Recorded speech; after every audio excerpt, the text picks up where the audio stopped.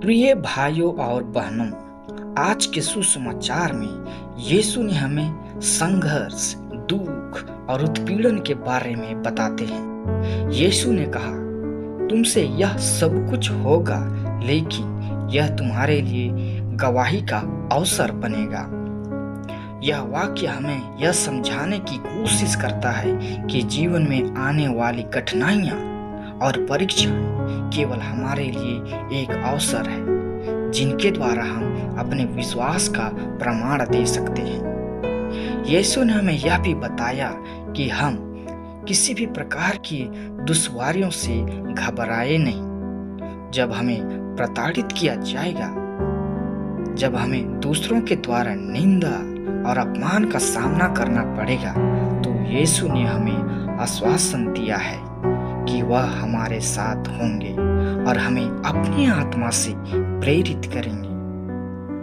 तुम्हारे सिर के बालों की भी एक भी छड़ी गिरने नहीं पाएगी।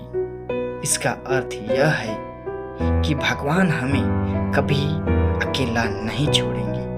हम पर हर कठिनाई में उसके साथ रहेंगे।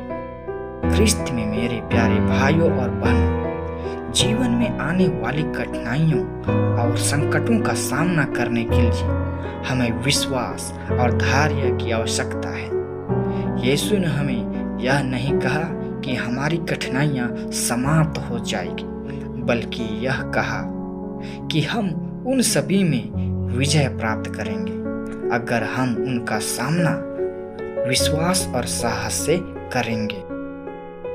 ख्रिस्त में मेरे प्यारे भाइयों और बहनों, हमारे लिए इस सुसमाचार से क्या सीख है?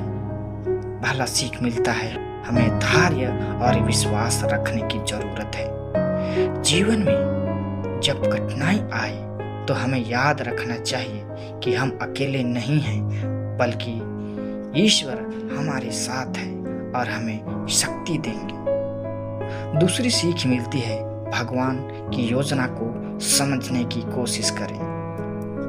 किसी भी विपत्ति को केवल एक समस्या के रूप में नहीं देखना चाहिए, बल्कि इसके लिए एक अवसर के रूप में देखें, जिसमें हम अपने विश्वास का साक्षात्कार कर सकते हैं। और तीसरी शिक्षा हमें मिलती है कि हमें एक गवाही बनने का अवसर मिलता है। जब भी हमें कोई दुख और तकलीफ पहुंचता है हमारे जीवन में, तो हम एक गवाही बनते हैं। हर कठिनाई और परीक्षा में हमें यह मौका देती है कि हम दूसरों को यह दिखा सकें कि हमारा विश्वास ईश्वर में अडिग है।